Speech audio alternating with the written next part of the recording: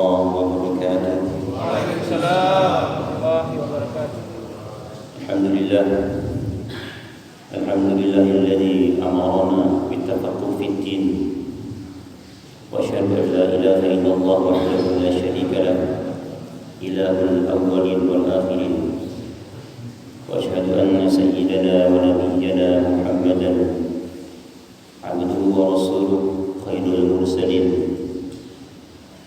اللهم صل وسلم على خاتم المرسلين سيدنا محمد وعلى آله وصحبه أجمعين أما بعد قال الله تعالى في القرآن الكريم أعوذ بالله من الشيطان الرجيم فإن كان الذي عليه الحق سفيها أو ضعيفا أو لا يستطيع أن يمنه فليمن وليه بالعدل صدق الله العظيم وصدق وبلغ رسوله النبي الحبيب الكريم ونحن على ذلك من الشاهدين والشاكرين والحمد لله رب العالمين سبحانك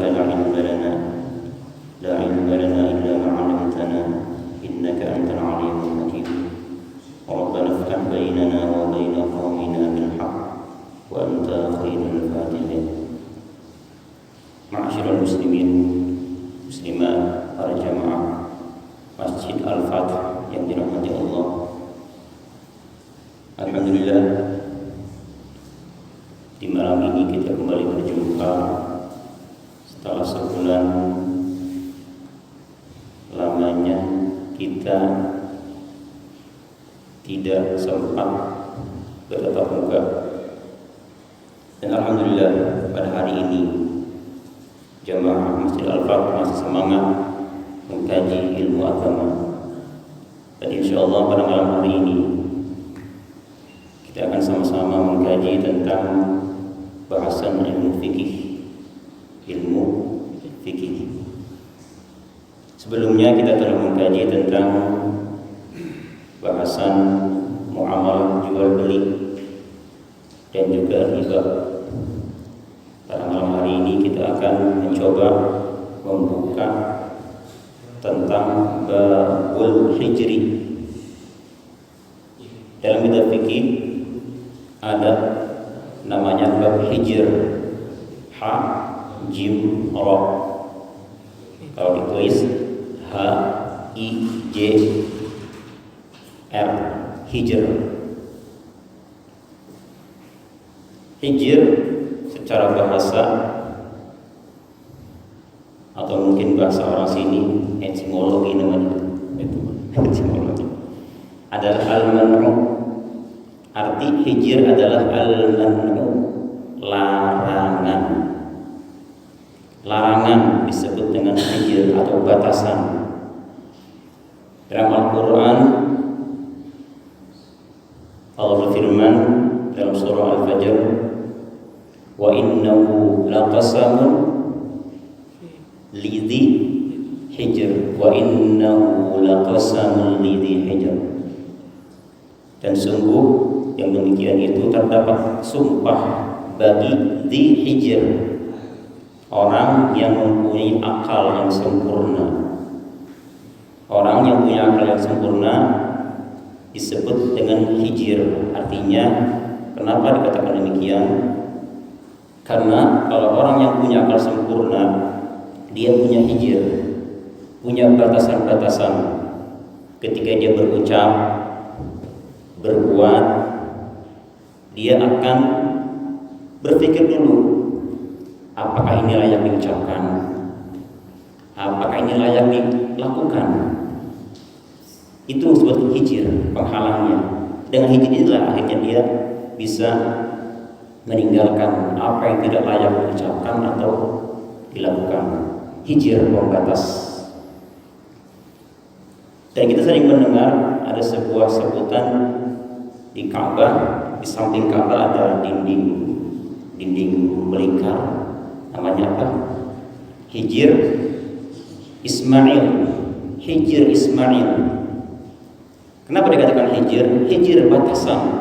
Ismail dulu pernah beliau di situ, di tempat itu dipangku oleh ibunya. Nah, kenapa dihijir, dihalangi agar orang-orang yang tawaf tidak sewenang-wenang mencium temboknya, mengusap-usap bawahnya. Hijirlah, dihalangi. Hijir Ismail. Jadi hijir secara bahasa adalah penghalang atau larangan.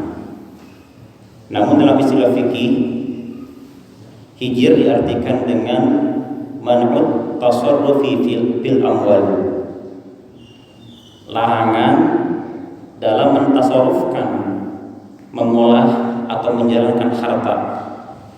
Jadi ada larangan untuk mengolah harta, apakah dijual, apakah dibeli, apakah disewa, dipinjam, diwasiatkan, dihadiahkan dan sebagainya. Jadi ada larangannya, Pak. Ternyata ada, tidak semua harta yang kita punya itu boleh kita tasarrufkan, kita jalankan. Jadi ada hijirnya, ada penghalang. Nah, pada malam hari ini kita akan mengkaji tentang masalah hijir. Para ulama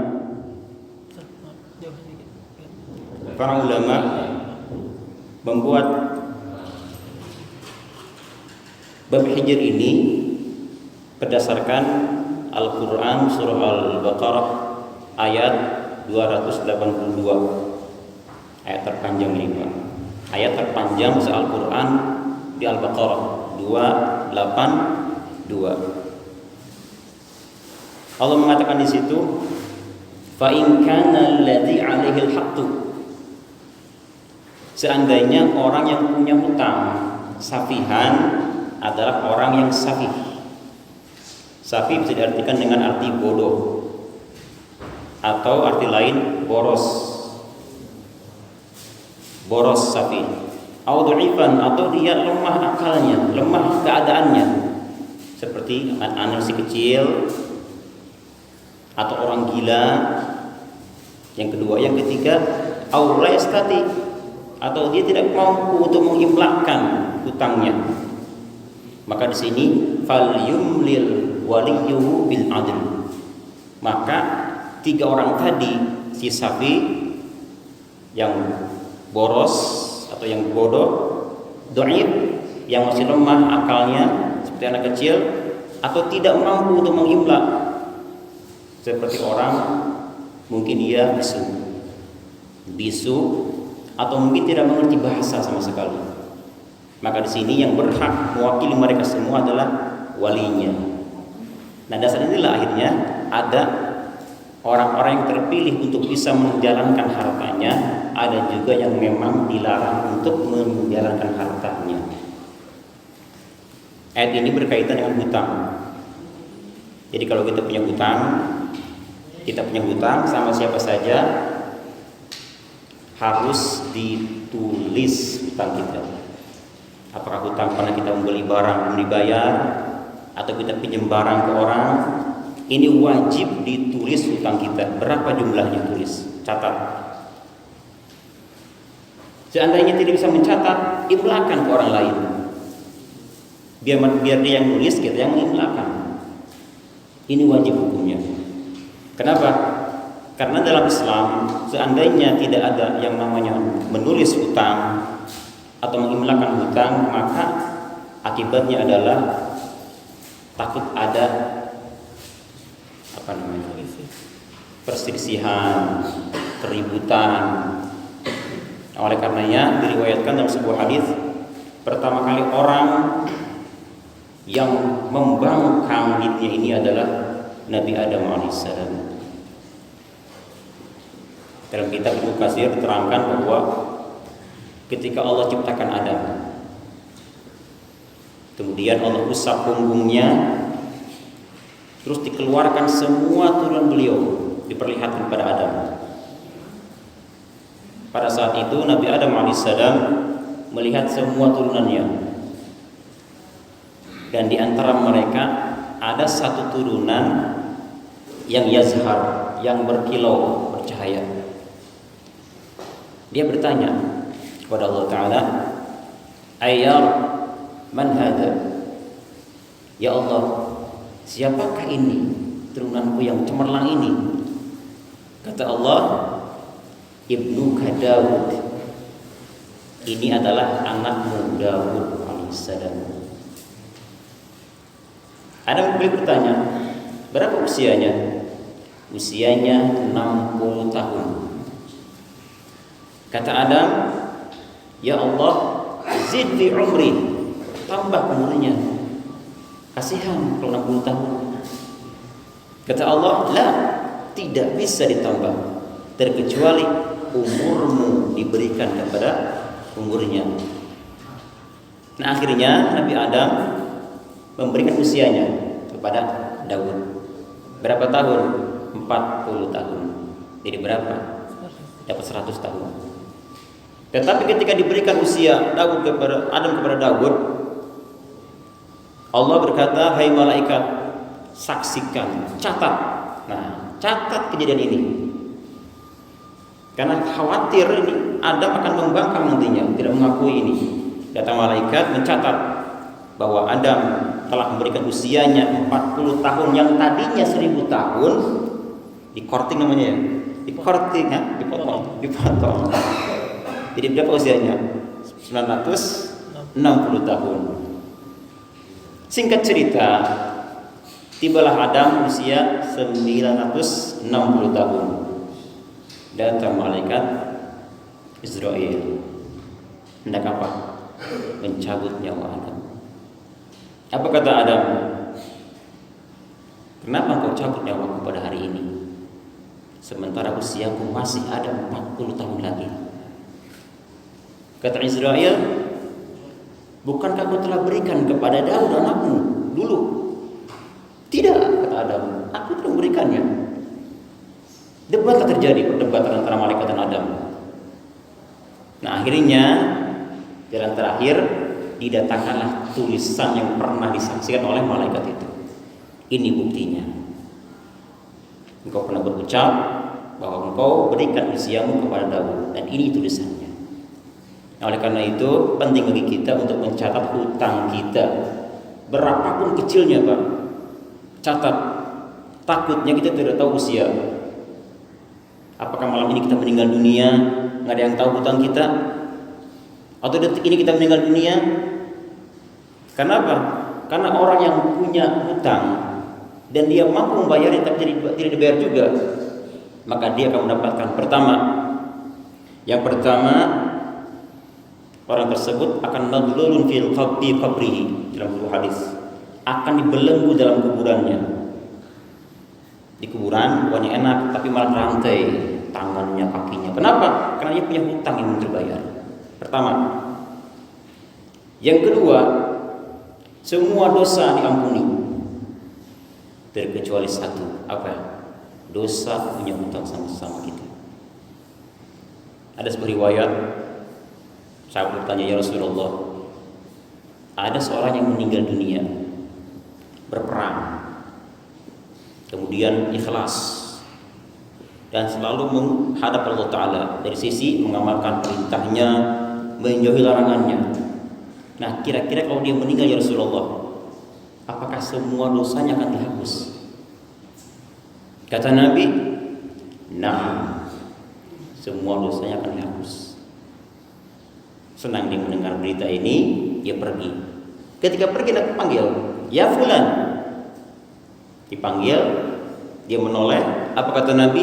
Na'am illa dain. Betul, semua dosa dihapus, terkecuali satu, yaitu dosa masih punya hutang. Dan bahkan Pak, ada sebuah riwayat, karena suatu hari Nabi dihadirkan jenazah. Apa tujuannya? Agar Nabi mensolati jenazah tersebut. Ketika hadir, apa kata Nabi? A'lis sahibikum dainun. Pertama, apakah orang ini sahabatmu punya hutang? Mereka menjawab, na'am ya Rasulullah, dia punya hutang. Yang kedua kata Nabi, hal lahu min wafa, apakah ada harta tirkahnya untuk membayar hutangnya? Kata mereka, tidak ada ya Rasulullah. Akhirnya kata Nabi, sallu ala sahibikum, silahkan kalian semua salati orang ini. Nabi tidak mau mensolati orang yang masih punya hutang. Kenapa? Karena haram syafaat Nabi bagi orang yang masih punya hutang, yang belum dibayar padahal dia mampu untuk membayarnya.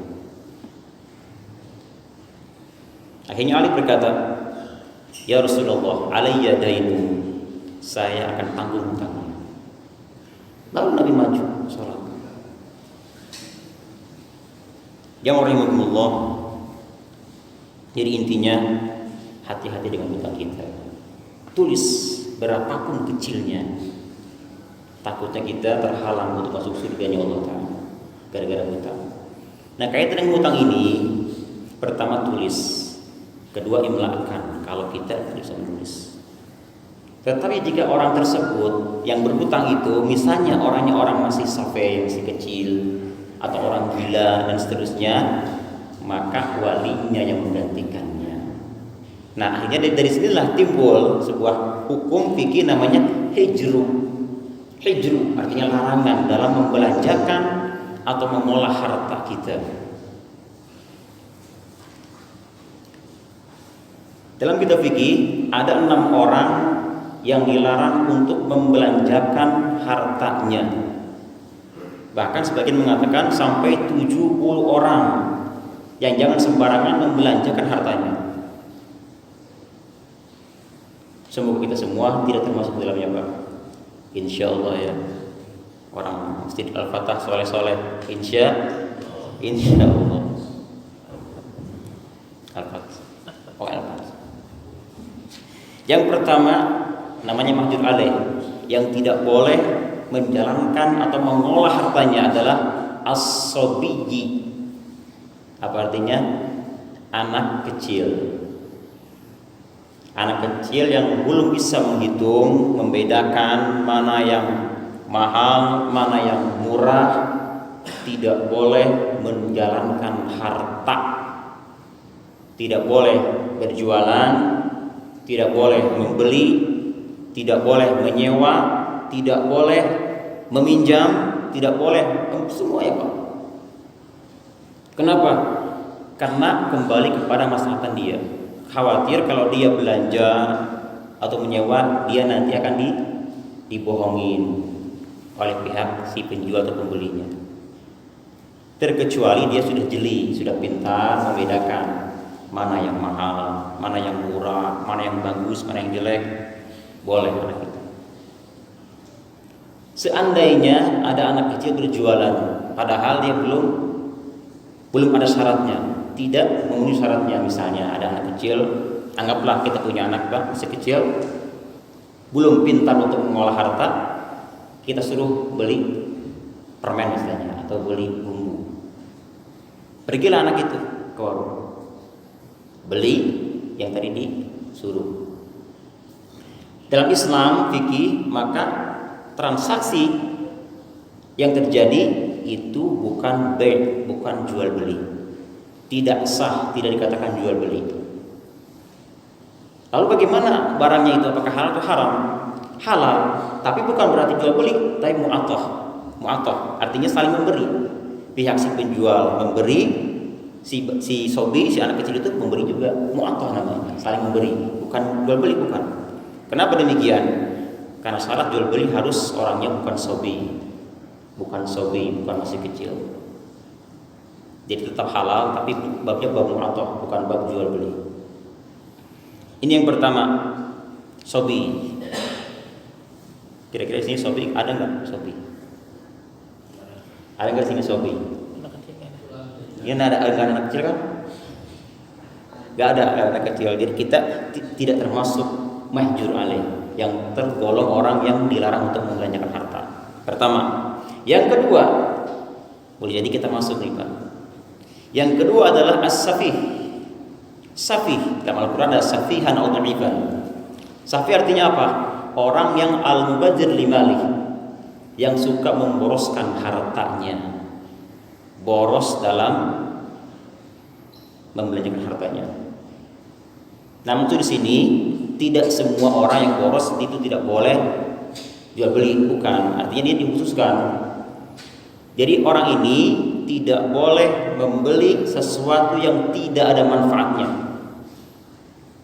Yang pertama, apakah itu haram atau makruh? Membeli sesuatu yang haram atau makruh hukumnya tidak boleh. Contohnya apa? Seperti misalnya ada orang punya harta banyak dia beli khamr, minuman keras, haram hukumnya. Datang ke pelacuran, bayar perempuan, haram hukumnya berzina. Atau dia sengaja dihambur-hamburkan uang, lempar-lempar sana sini, haram hukumnya.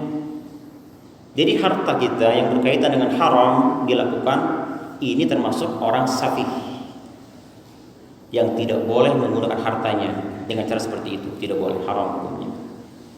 Yang kedua makruh, Pak. Dia punya harta digunakan untuk membeli hal-hal yang makruh. Ini pun termasuk safih namanya. Contohnya apa? Misalnya kalau kita berpendapat tentang masalah rokok misalnya nih Pak. Ada yang mengatakan rokok hukumnya makruh. Kita beli rokok, maka jual beli kita tidak sah.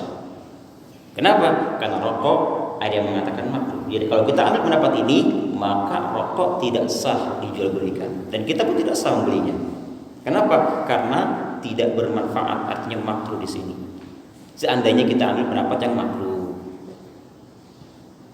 Tapi kalau ada kita mengambil pendapat yang tidak makruh, yang jaiz, yang boleh saja merokok, kenapa ada manfaatnya mungkin bagi dia, menghilangkan pening misalnya, atau menghilangkan asam mulut misalnya, atau menambah semangat ibadah, ini dibolehkan. Berarti hukum beli rokok tidak terlarang, dibolehkan. Kenapa? Karena dia mengambil pendapat yang membolehkan merokok. Ini yang kedua, safih namanya. Yang ketiga yang tidak boleh menjalankan hartanya ialah al-majnun. Artinya orang gila. Majnun, orang gila, tidak sah membelanjakan hartanya, menyewa, meminjam, beli dan seterusnya, tidak boleh. Kenapa? Orang gila akalnya nggak ada, tidak sah jual belinya, tidak sah sewa menyewanya. Lalu kembali kepada masalah anak kecil tadi, seandainya ada orang gila beli di satu tempat, satu toko, lalu bagaimana hasil jual belinya itu? Kembali kepada masalah tadi, bukan jual beli namanya, tapi mu'atoh, saling memberi dari pihak si penjual dan dia si pembelinya. Tetap halal hukumnya, cuman bukan bahasan jual beli, tapi mu'atoh. Ini yang nomor berapa? Nomor 3. Nomor 4 sekarang Pak. Yang keempat adalah al-muflis. Pertama anak kecil, kedua safi yang boros, yang mempunyai hartanya, yang ketiga majnun, orang gila, yang keempat muflis. Muflis, apa arti muflis? Kalau secara bahasa, muflis ialah diambil dari kata fulus. Tahu fulus? Hah? Arti fulus uang receh Pak. Fulus uang receh sebetulnya. Fulus uang receh. Jadi arti fulus adalah orang yang punya uang receh atau sama sekali nggak punya uang, namanya muflis. Atau orang yang bangkrut. Jadi orang yang tidak punya uang atau punya uang tapi kecil-kecil uangnya, recehan, itu namanya muflis secara bahasa. Namun dalam fikih, muflis ialah orang yang allazi irtakabat uduyun, seseorang yang hutangnya bertumpuk-tumpuk. Nah ini orang yang punya hutang banyak disebut dengan sebutan muflis. Ada di sini Pak muflis? Muflis, orang yang punya hutang banyak, namanya muflis. Nah orang ini tidak boleh membeli, menyewa atau memberi uangnya. Haram hukumnya bagi dia membelanjakan uangnya, atau dia memberikan uangnya kepada orang lain. Kenapa? Karena dia punya kewajiban untuk membayar hutangnya. Selama hutang belum dibayar, maka dia tawakuf, tidak boleh belanjakan hartanya itu kepada yang tidak maslahat yang wajib. Kalau wajib sifatnya silakan. Misalnya orang tersebut mau makan, dia uang ada buat bayar, tapi saya makan pengen hari ini, silakan bayar banyak untuk yang makan, yang wajib. Tapi jangan yang makruh, jangan yang apalagi haram, jangan. Hanya yang wajib saja. Tidak boleh jalan-jalan, tidak boleh beli rokok dulu, tidak boleh ngasih orang. Kenapa? Karena ada hak orang lain di dalam dirinya, dalam harta dia. Jadi di sini dimahjur, dihijir, dilarang orang yang punya hutang untuk membelanjakan uangnya. Selama apa? Selama hutang orang tersebut dibayar. Terkecuali dia punya uang lebih. Misalnya dia punya hutang 1 juta, dia punya hutang 1,5. Itu boleh lebihnya dibelanjakan. Nah, untuk yang 1 juta ini nggak boleh. Fokuskan kepada hutangnya. Bereskan hutangnya, baru silakan belanja. Misalnya ada orang dalam sebuah masalah fikih, ada seorang punya hutang banyak dan dia ingin usaha, Pak. Bagaimana caranya supaya uang ini berkembang? Nah, ini banyak terjadi. Akhirnya uang yang tadi untuk bayar hutang dia olah, Pak. Dia olah kan, belanja barang dijual lagi misalnya. Apa tujuannya? Agar berkembang tambah banyak. Justru kebalikannya nanti. Justru kebalikannya, uang itu bukan berkembang, akan anjlok, hancur. Karena Ali mengatakan seseorang yang punya hutang yang berniat membayar, tapi dia tidak bayar, meskipun dia tujuannya mengembangkan uangnya, apa kata Allah? Kata Nabi, atlaqahullah, Allah akan binasakan hartanya itu. Tetap kita fokuskan kepada bayar hutang. Jangan pernah uang kita ini kita gunakan untuk usaha, mulai usaha. Kenapa? Karena tidak akan berkah, Pak. Banyak terjadi. Termasuk di tempat saya ada seorang usahawan, dia punya hutang, ceritanya dia pernah cerita. Dia punya uang waktu itu berapa? Ratusan juta, Pak. Hutangnya nggak seberapa, puluhan juta. Nah, dia hutangnya disepelekan. Dia kembangkan uang itu kan, dikembangkan, diusahakan, ikannya ada, kemudian ternak ininya ada, subhanallah, Pak. Hancur semuanya. Gara-gara apa? Gara-gara dia utamakan usahanya dia. Tujuan baik, tapi Allah tidak. Tetap yang paling utama adalah utamakan hutang, karena hutang wajib dibayar. Usaha hukumnya boleh dan mungkin sunnah hukumnya. Jadi sekali lagi, kalau kita punya hutang jangan pernah digunakan uang kita untuk usaha, utamakan dia. Terkecuali pihak yang punya hutang ridho kalau uangnya kita usahakan. Tanya dulu ke dia, wahai fulan, uang ada untuk bayar hutang kamu misalnya, tapi saya pakai usaha, bagaimana? Apa Anda ridho? Jika dia mengatakan ridho, silakan. Nah, kira-kira Pak, andaikan kita atau saya lah, ada orang atau inilah Mas ini punya hutang sama saya 1 juta misalnya. Nah, kemudian Mas ini mengelola harta yang untuk bayar hutang kepada saya, kira-kira saya bagaimana perasaannya? Apakah ridho apa tidak? Kira-kira Pak, orang punya hutang sama kita, nah orang itu ternyata malah menggunakan harta untuk usaha, kira-kira gimana perasaan kita? Nerima nggak? Nah, itulah makanya tidak boleh seperti itu. Kata Nabi, man adda dainahu, siapa orang yang berniat membayar hutangnya, maka adallahu anhu. Orang pinjam uang, kemudian dia berniat membayar hutangnya, tapi karena keadaan dia tidak punya, akhirnya dia mati. Dia berusaha semaksimal mungkin, tapi dia mati.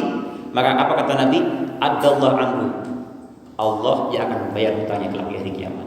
Karena dia niat baik ingin bayar. Tapi jika ada orang punya hutang, kemudian dia tidak berniat membayarnya, menanti-nantikan, mengurus waktu dan seterusnya, maka kata Nabi, atlaqahullah, Allah akan hancurkan hartanya. Hati-hati dengan itu. Ini yang ketiga. Yang keempat, Jadi yang keempat, orang yang masih punya hutang tidak boleh menggunakan hartanya untuk digunakan atau dijalankan usaha atau lain-lainnya. Namanya hijr mahjur alaih. Yang keberapa sekarang?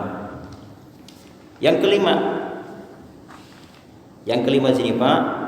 Yang kelima adalah orang yang tidak boleh menjalankan hartanya orang yang sakit. Orang yang sakit sekiranya mendatangkan kematian sakitnya, maka dia tidak boleh berwasiat melebihi sepertiga hartanya.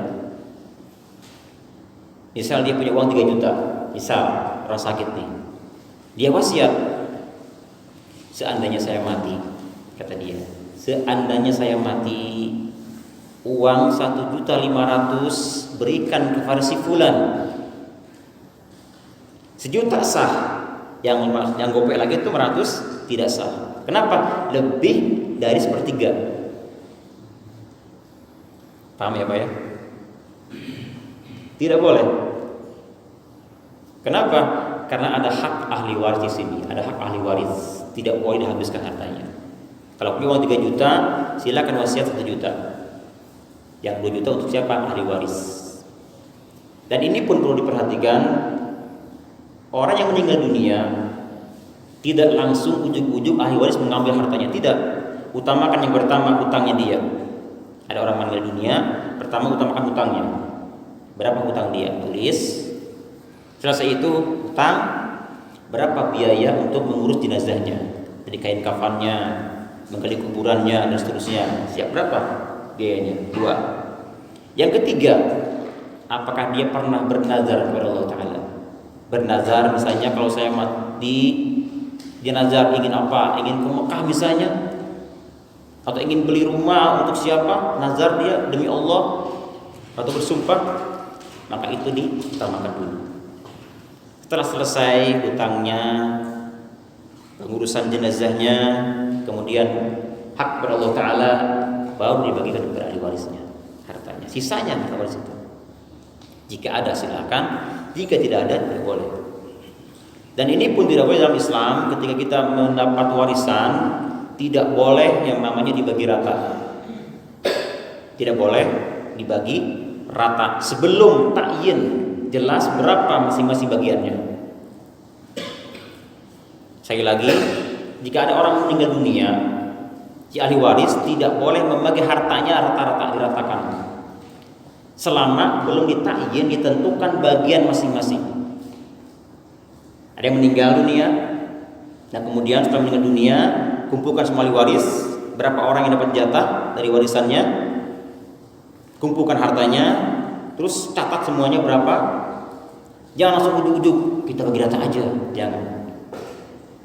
Kalau mengatakan wa man lam yahkum bima anzalallah faulaika humul kafirun zalimun fasikun. Orang yang tidak menjalankan hukum Allah, kalau tidak kafir dia zalim. Kalau tidak zalim fasik namanya. Kalau mengatakan enggak apa halal, kafir, dia menghalalkan hukum Allah Ta'ala. Kalau mengatakan ini sih sebenarnya enggak boleh, tapi enggak apa-apa lah, zalim atau fasik dia. Tergantung niat dalam hatinya. Setelah disebutkan semuanya, nah untuk si bapak ini bagiannya ternyata sekian persen, kasih di bapak jatah bapak ini sekian persen, kasih semuanya dibagi rata. Selesai takyin semuanya, baru silahkan dibagi rata. Masing-masing megang hak masing-masing. Lalu bagaimana kalau kita gabungkan lagi, kita ratakan? Setuju? Terus silakan bagikan lagi. Kenapa demikian? Karena orang yang mengatakan kita bagi rata saja, dia tidak tahu bagian dia berapa, belum jelas.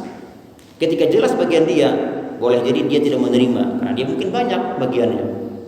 Oleh karena itu, jangan harta waris dibagi rata dulu, tapi takyinkan masing-masingnya, baru bagi rata. Saya ada waktu. Satu lagi.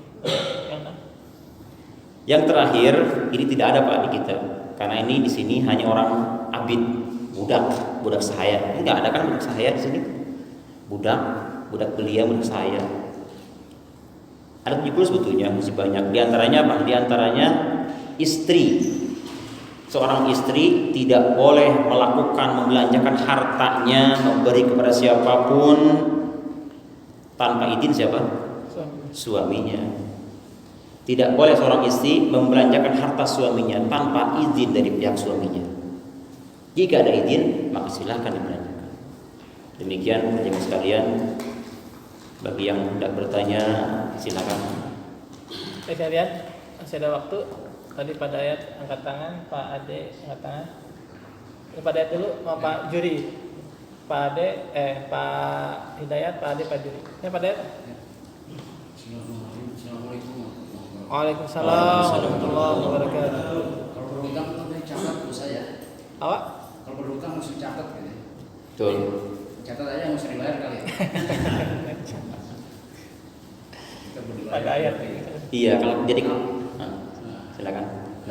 Kalau terkait dengan hutang sama orang yang sudah tidak jelas alamatnya, meninggal dan sebagainya, itu susah kita umumkan sekarang. Jawabannya bagus. Pertanyaan yang bagus. Terus ada doa nggak untuk biar hutang lunas? Allah mau paksain. Pak Ade. Iya. Ini tentang luar dari tema ini ya, sholat. Ya, apalagi sekarang wabah. Sholat di mana-mana pakai masker, berjarak. Kebetulan saya pernah ngalamin sendiri. Saya sudah 4 bulan yang lalu saya masuk Yasmin. Itu juga saya itu dipaksa suruh masuk, bukan karena saya sakit. Jadi kenapa para umat kaum muslimin tidak? Kenapa Pak? Kenapa masuk ke rumah? Karena telepon, saya suka batuk-batuk ke dia. Tapi Ini pasti ada hasilnya kalau Yasmin itu masuk. Betul. Antum pasti ada hasilnya. Tapi saya belum dicek. Udah Belum, dicek, Mas. dikatakan bahwa saya kalau COVID. Ini saya tidak masuk. Jadi belum saya. Kenapa? Tapi di mana-mana dialihkan aja nih. Saya pertama urus salat. Tapi setelah sholat dijaga jarak. Tapi setelah sholat salaman. Silakan dicek. Bahkan saya di mana saya ini pengalaman saya sendiri. Bahkan di sini terkenal. Maaf ya. Di sini terkenal pengurusnya di hatian di Kolpor Bergare yang terkenal satu katanya berani merapikan urusan saya. Ini di apa ini terkenal di kitab saya di bawah forum ketika saya masuk ke Yasmin forum RW kesimpulan ini pelopor untuk menyatukan kesatuan. Makanya pengurus ini nggak sanggup lagi untuk ikut protokol kesehatan WHO. Masih ini kan masuk WHO dipakai. Saya sendiri ketika saya masuk itu saya nggak dicek, cuma telepon dari kepala puskesmas, Pak Ade kena COVID. Saya bilang kapan diceknya? Pak Ade dicek? Tapi nggak mungkin Pak kalau ini saya sendiri kan sini nih. Bukan saya sendiri nggak mungkin. Itu dari mana? Saya sendiri ngalamin. Saya sendiri masuk 3 hari. Harusnya kan 14 hari saya. Nih, jadi kenapa orang Islam sekarang hampir ketakutan dan bicara karena di UKUA saat lulus rapat nggak ada yang kena. Di UKUA walaupun ada juga mungkin di tempat ini. Ini kenapa? Sampai kata bapak harus ada apa? Harus berani apa? Ada batas. Tapi sekarang batas aturan dari Rasulullah ini hampir nggak termasuk kita sendiri ketakutan. Maka terjadi seperti ini. Kenapa? Para ulama mungkin karena patokannya bukan ulama termasuk di Mekah ya, saya tahu ya. Tapi Rasulullah SAW selalu itu digubris sama umat Islam. dipersingkat Pak. Itu maksudnya pada putusan bagaimana umat Islam sampai percaya begitu saja sampai tanpa tabayun dulu. Ya Pak Juri. Assalamualaikum warahmatullahi wabarakatuh. Pak Ustadz, kemarin waktu Lebaran itu ada tamu tempat saya. Itu ada hubungannya tadi mengenai hadis dia utang tapi untuk usaha. Dia itu selama 2 tahun dia itu usaha terus utang, tapi utang dari hasil totalnya kan nggak salah 12. Dia nggak saran. Berarti ini bangkrut lari kemari silaturahmi saya. Dari utangnya banyak banget memang nggak bisa. Mobil udah tarik, motor tarik, rumah tarik semuanya. Terus dia bilang saya, wah itu cocoknya kamu harus sholat tahajud sama berdoa, mudah-mudahan kamu bisa ngasih yang utang bisa. Ikhlas Pak, nggak bisa, kayaknya utang banyak Pak. Ya kalau kayak gitu ya gini aja kamu, supaya kamu bisa kerja produksi ya Pak, punya anak buah 9. Sekarang itu dia ikut di pabrik, dan saya bikin, guys gini aja, kamu nyicil aja. Wah kamu nyicil, enggak kuat misalnya 100 juta dicicil 100.000 kan, jangan mana saya ngasih saran itu memang bangkrut Pak. Bisa seperti benar itu hadis saya itu dari dia utang dari 12 orang dikumpulin tarangan sampai 2 tahun kan numpuk banyak yang minta ampun. Dari dia nasihat saya gitu. Apa harus kamu tak masukin penjara aja, tak lapor, percuma. Kalau penjara kan tidak bisa ngasih, tidak bisa gimana Ustaz itu solusinya. Kalau ada kayak gitu kemarin datang ke rumah nasihat begitu. Terus saya cek langsung yang utang kan kenal saya yang utangin gitu, yang dia masuk duit banyak. Gimana kalau kamu ngasih aja supaya dia hidupnya ya? Waduh, kalau duit nggak bisa ngasih mungkin gitu. Monggo Ustaz barangkali punya visi bisa mengikhlaskan itu yang utang ini bisa terjadi banyak. Baik.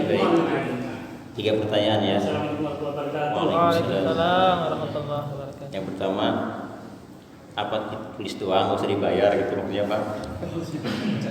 Kita nggak usah jawab, kita tahu jawabannya ya.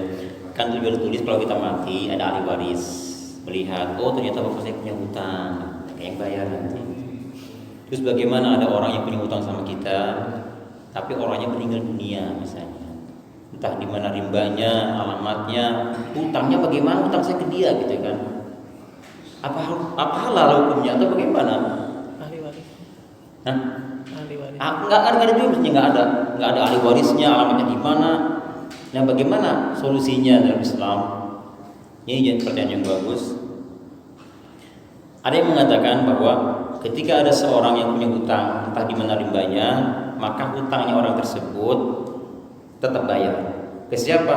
Berikan ke fakir miskin. Kemudian kita katakan, ya Allah, pahala hutang ini untuk si fulan. Artinya apa? Jadi sekarang bukan harta yang datang ke kuburannya, tapi pahala sedekah yang kita berikan kepada dia. Nah kemudian apakah ada doanya Ustaz untuk melunasi hutang? Nggak ada Pak. Mau paksain. Nggak ada. Solusinya satu. Emang ada doanya, tapi satu yang paling kuat. Kalau kita ingin tidak bangkrut usaha kita, kayak tadi kan, hutangnya ya banyak, menumpuk, bangkrut segalanya. Bagaimana caranya supaya dia mengembalikan harta dia, bayar, masih nyicil. 1.000 perak sehari silakan, yang penting bayar. Semakin dia sehari bayar 1.000, berkembang hartanya insya Allah dia. Selama dia tidak niat sedikit pun untuk bayar hutang, maka selamanya akan bangkrut orang itu. Jadi bayar meskipun sedikit, cicil aja 1.000, 2.000, 5.000, 100.000, cicil nggak apa-apa. Andaikan dia mati dia belum sempat terlunasi karena dia niat bayar, Allah yang bayar nanti. Kama qala Nabi sallallahu alaihi wasallam. Yang ketiga apa masalah tentang Covid ini? Tentang Covid, memang ini masalah polemik di mana-mana Pak ya. Ada yang merapatkan soft, ada yang tidak, ada yang pakai masker, ada yang tidak, ada yang percaya, ada yang tidak. Corona ini. Pernah baca kitab Iqra Pak? Tahu Iqra kan? Iqra kecil tuh. Itu ada, kalau kita perhatikan itu Iqra kecil, tapi itu ada satu kata yang berkaitan dengan corona Pak. Corona zamana kadzaba. Kayak itu kayak main-main kan?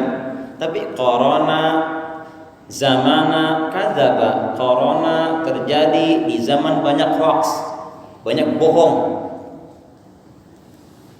Kan itu bukan hadis bukan, tapi corona Iqra. Corona zamana kadzaba. Corona terjadi pada zaman banyak dusta, banyak hoax sekarang. Yang hak jadi hoax, yang hoax jadi hak. Sekarang berbeda, orang membedakan mana yang benar dan yang salah. Nah terkait masalah ini, masalah virus ini, seandainya ada sebuah hadis mengatakan, idza tala'an najmu idza sabahin rufi'atil aha, kata Nabi. Apabila bintang Suraya telah terbit di pagi ini, kata Nabi, di pagi ini maka akan diangkat semua wabah, semua penyakit. Pertama hadis ini. Yang kedua, hadis kedua sama isinya, tapi ada tambahan, an kulli baladin. Apabila bintang Suraya telah terbit, maka semua wabah akan diangkat dari semua negeri. Dan sementara bintang ini sudah muncul, terbit kapan? Bulan Mei yang lalu. Nah makanya di Arab Saudi waktu itu ketika pada musim lockdown, dia pertama yang buka kan, kena lihat ini Suraya ini. Jadi dasar hadis ini, sebagian ulama berpendapat bahwa corona sudah nggak ada lagi. Yang ada dusta. diada-adakan. Orang yang tidak kopi di covid-gan misalnya. Orang batuk-batuk doang dianggap corona. Dan bahkan ada kisah Pak, lucu ini Pak. Ada suami istri katanya, suaminya ke rumah sakit, si istrinya dibisikin sama dokternya, mau uang gak 10 juta? Mau katanya. Tapi kamu harus berkata jujur, berbohong bahwa suami corona. Mau, dia katakan mau Pak, dibayar 10 juta, cerita istrinya. Akhirnya di covid kan dia. Nah dasar hadis ini akhirnya sebagian mengatakan corona sudah nggak ada lagi, yang ada adalah kebohongan semata. Jadi kita nggak usah takut katanya. Ini pendapat sebagian, ya tunggu dulu Pak. Makanya mereka sebagian, bahkan di tempat saya juga ada satu masjid itu sampai ada terjadi perpecahan antara pihak PKM-nya. Kenapa? Sebagian inginnya apa? Gak usah pakai masker karena bohong kan. Sebagian tetap. Nah ini pendapat yang mengatakan hadis ini adalah yang mengatakan demikian. Apabila bintang itu terbit Soroya, maka hilang semua virus wabah.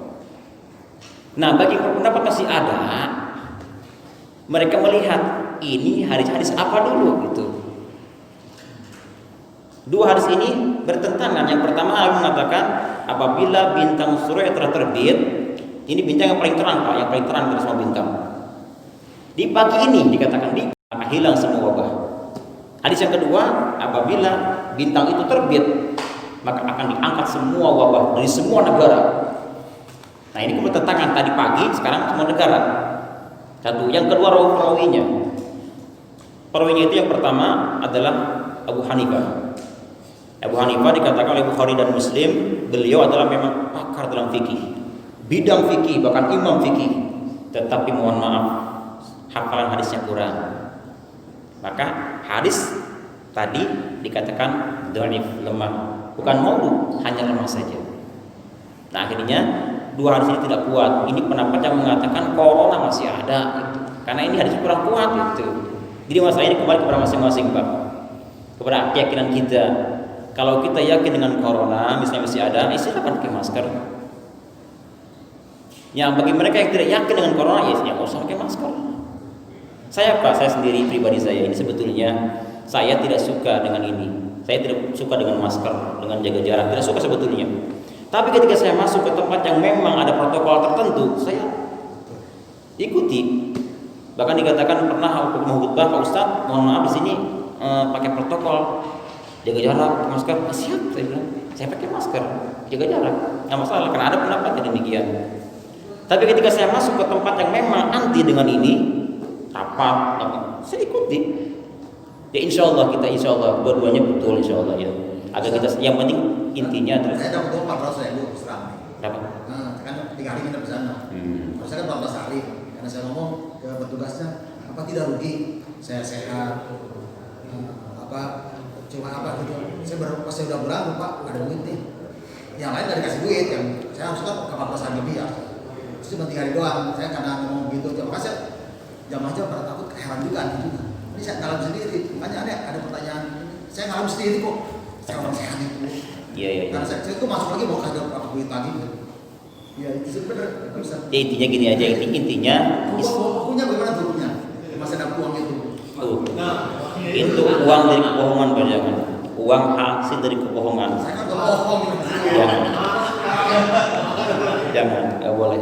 Oh gitu ya. Jadi intinya umat Islam harus bersatu. Islam harus bersatu. Udahlah, corona lupakan bala. Bagi yang berperang corona ada silakan, yang nggak ada silakan. Tapi yang penting bersatu Pak. Islam sekarang lagi dipecah-pecahkan, pada pecah belahkan. Nah kita pokoknya intinya ada atau tidaknya corona kita hargai pendapat orang lain. Insya Allah hidup kita akan damai. Amin ya rabbal alamin. Subhanallahumma wa bihamdika asyhadu an la ilaha illa anta astaghfiruka wa atubu ilaik. Assalamualaikum warahmatullahi wabarakatuh. Oke Mas sekalian, terima kasih Ustaz